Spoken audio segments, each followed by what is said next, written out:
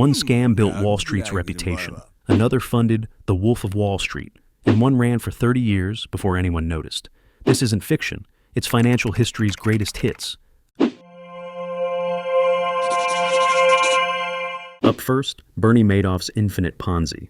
Bernie Madoff wasn't running a business. He was running the world's longest game of trust me, bro. For nearly 30 years, he promised people a guaranteed 10 to 12% return every single year, regardless of what the market did. That's like someone promising you unlimited pizza forever, and somehow everyone just believed him, even after decades of no ovens, no receipts, and no sauce in sight. He didn't invest a dime. He just shuffled money from new investors to pay the old ones. A Ponzi scheme in its purest, most audacious form. And it worked until 2008, when the market tanked and too many investors asked for their money back. Madoff hit the oops button, and $64.8 billion vanished like it had been yeeted into a financial black hole. Thousands of people lost life savings, charities folded, trust was nuked. The SEC had been warned multiple times and did nothing. So when the truth finally came out, Bernie got 150 years in prison, which is basically Wall Street for "you're not seeing sunlight again." The subprime mortgage crisis. Picture this. You walk into a bank with no job, terrible credit, and a loose understanding of math. And they say, "Congrats! Here's a $500,000 mortgage. Sign here." That was the American housing market in the early 2000s. Banks handed out loans like free samples at Costco. They didn't care if you could pay, because they immediately sold your loan to Wall Street, who chopped it up, slapped a bow on it, and called it a AAA investment. Spoiler, it wasn't. It was financial garbage wrapped in a trust me label. The worst part? Credit rating agencies like Moody's and S&P were in on it. They got paid by the very banks selling the trash, so of course everything got a gold star. And then came the plot twist. People started defaulting. House prices dropped. That safe investment tower turned into a Jenga stack soaked in gasoline. Boom. $10 trillion in value evaporated. Millions lost homes, jobs disappeared, entire economies staggered. And the punishment? A few fines, a couple slaps on the wrist. Not one major banking executive went to jail. In fact, most got bonuses. Because apparently if your scam is big enough, you're not a criminal. You're too big to fail. WorldCom, the $11 billion oops. WorldCom looked at its books and said, "Hey, what if we just pretend everyday expenses are long-term investments? Like, literally took routine maintenance, fixing wires, servers, office chairs, and rebranded it as capital improvements. That's like naming your cat Director of Vibes and trying to add them to payroll. This creative accounting inflated their profits by billions, not thousands, not millions, billions. Investors thought WorldCom was booming. Meanwhile, the financials were a dumpster on fire with glitter on it. It all unraveled in 2002 when an internal auditor, who was probably just trying to double-check a spreadsheet formula, tripped over $11 billion in fraud. Casual. The company imploded, 30,000 people lost their jobs, and CEO Bernie Ebbers got sentenced to 25 years in prison. That's a long time to think about whether office coffee counts as an asset. Enron. Corporate gaslighting on steroids. Enron was like, "We're making money, just don't ask where it's coming from." Their whole business model was vibes over reality. They used something called special purpose entities, a fancy name for fake companies, to hide debt like a kid shoving dirty laundry under the bed before mom walks in. Then they took it to the next level with mark-to-market accounting. That's where you count future profits today, even if the project hasn't made a dime. It's like telling your boss, "Hey, pay me now for the amazing work I might do next year. Maybe, if I feel like it." On paper, they looked like an unstoppable energy giant. In reality, it was a house of cards built on accounting illusions and spreadsheet sorcery. When it all came crashing down in 2001, $74 billion in shareholder value evaporated. Employees lost everything, including their retirement savings, and the company's accounting firm, Arthur Andersen, panicked and shredded documents like it was a confetti party. Executives got jail time. Arthur Andersen, poof, gone. And Congress, finally waking up, passed the Sarbanes-Oxley Act to make sure companies can't just play financial Mad Libs anymore. Stanford Financial Group, the Ponzi scheme with island vibes.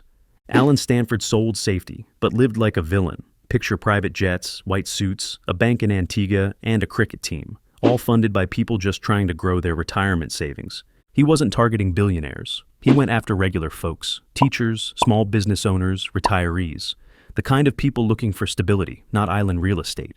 But the bank, a lie, the returns, fiction. And the money, gone. The SEC actually smelled something fishy way back in 1997, but shrugged and said, let's circle back in a decade or so. By the time they acted, $7 billion had vanished into the tropical wind. Stanford was sentenced to 110 years behind bars, and most of his victims saw little or nothing back. Turns out, when someone offers low risk and high returns from a Caribbean bank, what they're really selling is heartbreak in a linen suit. 1MDB, the billion-dollar heist starring a prime minister. Malaysia created the 1MDB fund to help its citizens build infrastructure, spark development, raise living standards. What actually happened? The prime minister and his entourage treated it like their personal piggy bank. And not just any piggy bank. We're talking $4.5 billion blown on Beverly Hills mansions, diamond necklaces, fine art, private jets, and the Wolf of Wall Street. Yes, they literally financed a movie about financial fraud, using stolen money. You can't make this stuff up. At the center was Prime Minister Najib Razak, who apparently thought public service meant make it rain on Rodeo Drive. His stepson became a Hollywood producer, and suddenly the money trail led to Leonardo DiCaprio and champagne yachts. Goldman Sachs helped raise the money, pulling in $600 million in fees, while somehow missing the red flags, which were less like flags and more like a stadium full of people waving flaming flares. Eventually, international investigators traced the missing billions, and Najib was sentenced to 12 years in prison. But Malaysia is still trying to recover what's left of the looted treasure. It's like Ocean's 11, but the crew wore suits, had diplomatic immunity, and gave zero refunds. LIBOR manipulation, the number that lied to the world. Imagine your mortgage, your student loans, and your car payment all being based on a number that bankers literally made up over lunch. That number? LIBOR, the London Interbank Offered Rate. It was supposed to reflect the interest rates banks charge each other. Instead, a bunch of traders colluded to nudge it up or down, just enough to boost their bonuses, screw the global financial system, and move on like nothing happened. We're talking trillions of dollars affected. That's not just Wall Street stuff. It's your credit card interest, your adjustable rate mortgage, the student loans haunting you at 3 a.m. One guy, Tom Hayes, became the scapegoat. He got 14 years in prison, cut to 11, while most of the other banks paid some fines, issued vague press releases, and quietly went back to playing golf with their lawyers. Turns out, when the entire economy is priced off a number built on vibes and dishonesty, someone's always footing the bill, and it's not the traders. Theranos, the startup that bled out. Elizabeth Holmes said she could test your blood with just a finger prick. No needles, no vials, no labs. Just a tiny drop and a dream. She raised $700 million, reached a paper valuation of $9 billion, and graced magazine covers as the next Steve Jobs. If Steve Jobs wore a black turtleneck and lied about lab results. The problem? Her miracle device didn't work at all. The results were about as reliable as Googling your symptoms at 2 a.m. and diagnosing yourself with 6 types of cancer. Real people got real test results, from Walgreens kiosks no less. Some were told they had conditions they didn't have. Others went untreated for ones they did. This wasn't just a business flop. It was a full-blown medical risk. When the truth came out, the company crumbled, the lab was shut down, and Holmes was convicted of fraud. She's now serving 11+ years in prison. Moral of the story? If a startup claims to revolutionize healthcare, but won't let scientists see how it works, it's not innovation. It's a very expensive game of pretend. Wirecard. Germany's $2 billion disappearing act. Wirecard was supposed to be Germany's tech darling, a flashy fintech company that processed digital payments for businesses around the world.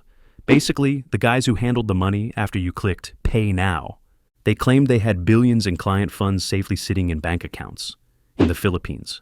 The Philippines responded with a collective, sorry, what now? Turns out the accounts didn't exist. The money didn't exist. Wirecard was running on smoke, mirrors, and wishful spreadsheets.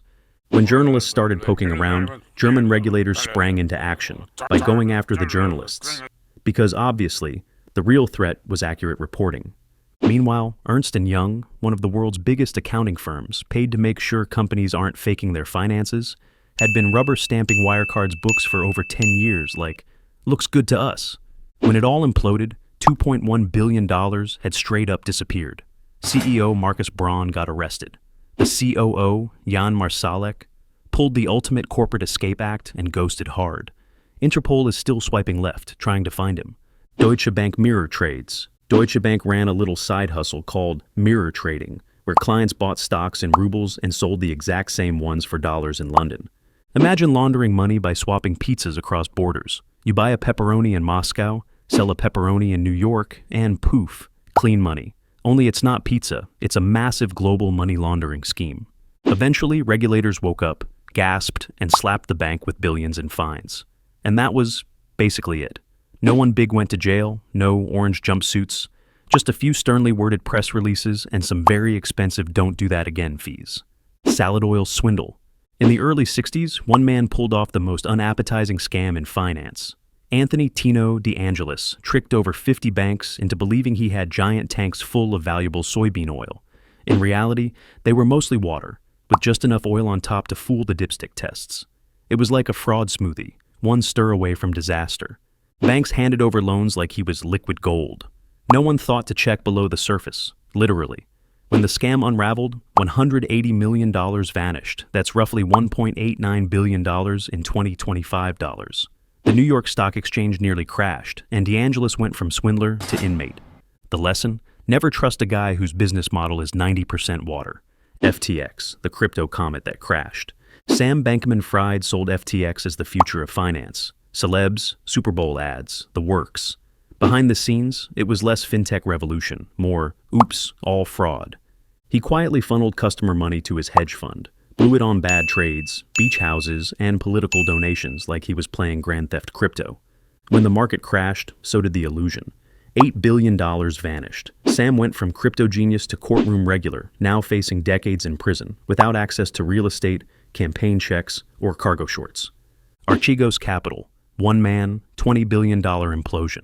Bill Huang ran Archegos like a guy playing the stock market on God mode, using borrowed money, wild bets, and a financial trick called total return swaps, which basically let him stay anonymous while building massive positions. Each bank thought they were his exclusive sugar daddy. Turns out, he was seeing all of them. When the stocks he bet on tanked, the whole thing blew up in their faces. Credit Suisse alone lost $5.5 billion, which is not pocket change, even for a Swiss bank. It was like financial Jenga, except Bill Huang yanked out the bottom piece and then drop-kicked the table. He lost $20 billion in 2 days, basically speedrunning financial ruin. And somehow, no charges, just a pile of lawsuits, confused regulators, and investment banks doing group therapy. Wells Fargo, the bank of imaginary friends.